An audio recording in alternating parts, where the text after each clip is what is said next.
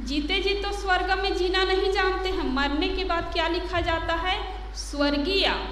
और जी रहे उसको कोई स्वर्गीय उसके नाम में कोई लिख दिया जाए तो फिर डंडा उठा करके खड़ा हो जाएगा कि मैं जी रहा हूँ और मेरे नाम में स्वर्गीय लिख दिए हो। तो स्वर्ग को पाना चाहते हैं लोग, लेकिन वैसे जिंदगी नहीं जीना चाहते हैं। तो जिनको जीते जी स्वर्ग नहीं मिला, जीते जी नरक में है, तो मरने के बाद कहाँ स्वर्ग मिलने वाला है? चाहे स्वर्ग लिखो, चाहे स्वर्गीय लिखो, चाहे नरकीय लिखो, वो जीते जी जो भी किया है वही जाएगा, वो है कि नहीं?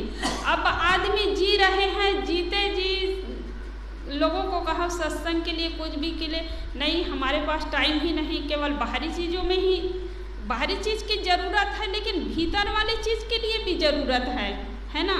तो धन ऐसा करके फिर वही बाहरी चीज़ों में ही समय खो देते हैं। लेकिन मरने के बाद क्या लिखा जाता है? निधन लिखा जाता है। जीते जी तो धन और मरने के बाद निधन लिखा जाता है। कहाँ धन कहाँ लिखा? निधन लिखता है ना। और जीते जी नरक की जिंदगी जीते, मरने के बाद स्वर्गीय लिखा जाता है। लेकिन हम जीवन तो जीते हैं, लेकिन कैसा जीवन जीते हैं ये हमारे ऊपर निर्भर करता है। तो आदमी चाहता तो सुख है, चाहता तो स्वर्ग है, लेकिन नरक जिंदगी जीता है। और इसलिए इंसान को इंसान बनने की आवश्यकता है। किसी कुत्ते के लिए नहीं कहा जाता है कि तुम कुत्ता बनो, हाथी के लिए नहीं कहा जाता है कि तुम हाथी बनो, घोड़ा बनो, गधा बनो, ये नहीं कहा जाएगा, क्योंकि वो पूर्ण है। उसमें अपने खान पान जैसे प्रकृति के हिसाब से जीता है। गाय के सामने कोई मांस रख दे, शराब रख दे तो खाएगी नहीं वो, लेकिन मांसाहारी जानवर है वही खाएगा। लेकिन आदमी जो है न खाने योग्य चीज़ को खा रहे हैं, न पीने योग्य चीज़ को पी रहे हैं, और जैसी वाणी नहीं बोलनी चाहिए वैसे बोला जाता है। तो बड़े सौभाग्य से मानव तन मिला है, सोचने के लिए, विचारने के लिए ये विवेक संपन्न मानव शरीर मिला है। अन्य खानी के जीव को हम देखते हैं, उनके पास भी मन है, मनुष्य के पास भी मन है, लेकिन विकासशील है मनुष्य का मन, और अन्य खानियों का मन जो है खाने पीने तक ही सीमित है। गाय जो है चरती है बाहर और शाम तक आकर के खूंटे के पास खड़ी हो जाती है, और जहाँ आप रोज बांधते हैं वहीं खड़ी हो जाती। उतना ज्ञान तो है, पेट भर खाने के लिए उनको ज्ञान है, अपने घर को पहचानता है, लोगों को पहचानता है जानवर, तो इतना ज्ञान तो है। लेकिन वो किसी के शब्दों से वो दुखी नहीं होता है, क्योंकि विकासशील मन नहीं है। और मनुष्य का मन जितना विकास है उतना थोड़े से भी शब्द बोल दिया जाए तो आग बबूला हो जाएगा, एकदम दुखी हो जाएगा, परेशान हो जाएगा। और आज हम देखते हैं छोटी छोटी बातों को सुन करके कोई ट्रेन में जा कर के कट जाता है, कोई जहर का प्याला पी लेता है, कोई फांसी में लटक जाता है ना। तो छोटी बातों को सहन न करने के कारण तो मनुष्य को एक वाणी की शक्ति मिली हुई है और एक मन है ना, मन की शक्ति और वाणी की शक्ति ये मनुष्य को ही मिले हुए हैं। अन्य खानी को केवल मन की शक्ति, वो भी विकासशील नहीं है। कोई अपने दुख दर्द को दूसरे के सामने व्यक्त कर सकते हैं तो केवल मनुष्य ही कर सकते हैं, अन्य खाने के जीव नहीं।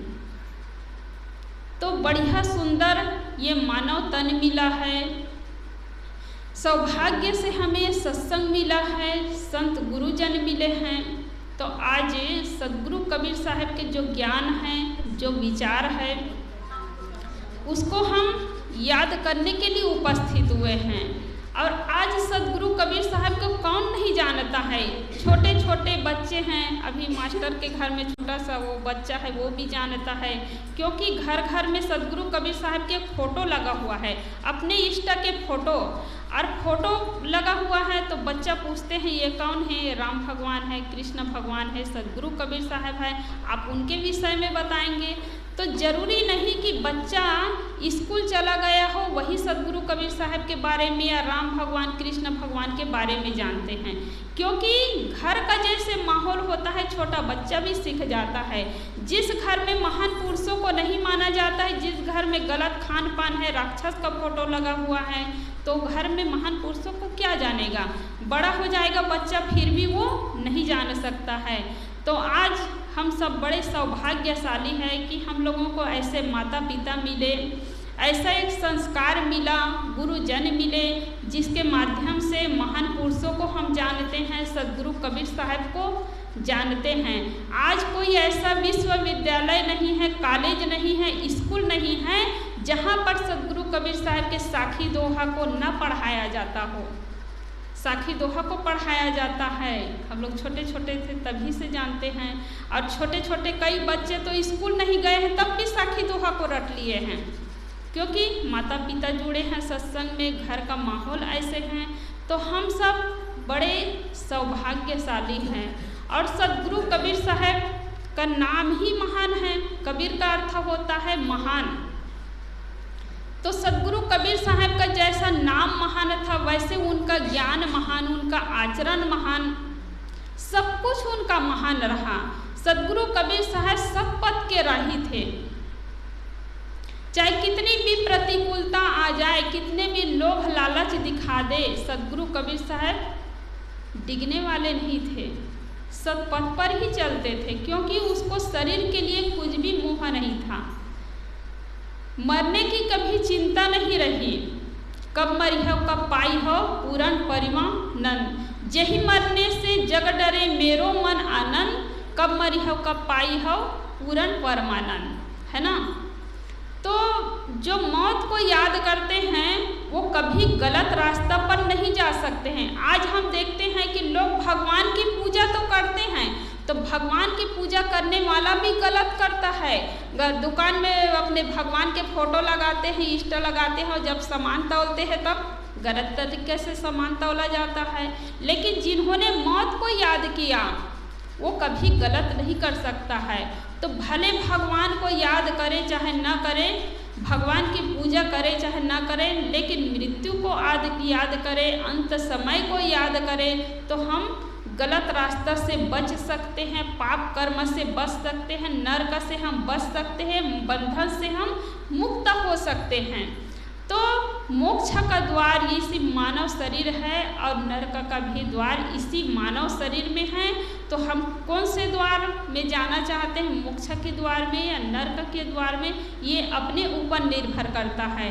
तो आज सदगुरु कबीर साहब के जन्म जयंती हम मना रहे हैं। तो जन्म जयंती मनाना तब सार्थक होगा जब हम उनके विचारों को, उनके आदर्शों को अपने जीवन में उतारेंगे। चित्र को देख करके चरित्र की याद आती है। महान पुरुषों ने ऐसा काम किया है, ऐसा कर्म किया है, जिस चरित्र को देख करके उनके सारे कर्म याद आते हैं। मान लो जाए आप किसी से लड़ाई किए हैं, कोई आपसे लड़ाई किए हैं, विपत्ति के समय साथ नहीं दिए हैं, उल्टी सीधी बातें किए हैं, गलत शब्द का प्रयोग किए हैं, तो जैसे ही आप उसके चेहरे को देखते हैं, आप लोग अपने जीवन में अनुभव किए हैं, है ना, तो आप उनके चेहरे को देखते हैं तो वही गलत कर्म याद आता है। और कोई आपकी सेवा किए हैं, साथ दिए हैं, मीठी वाणी से आपके साथ व्यवहार किए हैं, जैसे ही उस व्यक्ति का नाम भी सुनते हैं या चेहरा देखते हैं तो वो सारे कर्म याद आ जाते हैं। तो हम कौन से कर्म को अपनाएं, गलत रास्ता पर चले कि सही रास्ता पर चले, किस रूप में लोग हमें याद करें। जैसे हम आज सदगुरु कबीर साहब को याद कर रहे हैं, कोई राम भगवान को याद करते हैं, कृष्ण भगवान को याद करते हैं, भगवान बुद्ध को याद करते हैं, तो ऐसे किस रूप में याद करें पीछे चलने वाले लोग। तो हम ऐसे अपने जीवन को अपनाएं, जीवन को सुंदर बनाएं, ताकि ये छोटे छोटे बच्चे जो हैं, जो अभी धूल में खेल रहे हैं बच्चे, उसके अंदर ये संस्कार कहाँ से मिलेगा, माता पिता से, बड़े बुजुर्गों से ही मिलता है। तो धूल में खेलने वाले बच्चे जो है एक दिन डॉक्टर बनेंगे, मास्टर बनेंगे, संत बनेंगे, महापुरुष बनेंगे। तो वो बच्चा जो है देख करके सीखता है। शब्दों से आप समझाएंगे तो शब्दों से सुनेगा नहीं, समझेगा नहीं। आप जैसे जैसे करेंगे आपके पीछे पीछे बच्चे लोग चलेंगे। अभी यहाँ सत्संग में बैठे हैं तो एक भी बच्चे नहीं हैं, और सत्संग की जगह पर कहीं दूसरी चीज़ हो जाए तो बच्चों की ही भीड़ ज़्यादा रहेगी। तो ये सयाने लोगों की जिम्मेदारी है कि हम बच्चे को ला करके बिठाएं। अभी ये देखिए छोटी छोटी कहाँ है ये गुड़िया, बच्चे लोग बैठे हैं, तो बच्चों को हम ज़बरदस्ती ला करके बिठाएं ताकि कुछ सुनेंगे। कम से कम बच्चा जो है बैठना तो सीखे, कम से कम बच्चा जो है देखना तो सीखे, देख करके सीखेगा, बैठेगा तो अभ्यास बनेगा। इसलिए आज जगह जगह बाल संस्कार शिविर लगाए जाते हैं ताकि वो छोटा छोटा बच्चा जो है 7 बजे सोकर उठता है ना, तो वहाँ पर वो 4 बजे उठता है। अभी करही भदर में हम लोग गए थे तो कहे कि अब पेपर होने वाला था, 2-4 दिन पढ़ाई हुई, संस्कार की बात, महान पुरुषों की बात, व्यवहार की बात, फिर 2-3 दिन बाद में पेपर लेना था। पेपर लेने से क्या होता है, सजग हो जाता है, याद करते हैं बच्चे लोग, नहीं तो इधर सुना रहे और उधर भूलते जाते हैं। तो कहे कई बच्चे लोग साहब जी हमें 3 बजे उठा देना छोटे छोटे बच्चे लोग कहे कि ठीक है अभी बढ़िया सो जाओ, 3 बजे उठ करके पढ़ ले। नहीं साहब जी आप लोग ऐसे कहते फिर उठाते नहीं हैं, तो अपनी जिम्मेदारी आती है तो बच्चे लोग कितने सजग हो जाते हैं।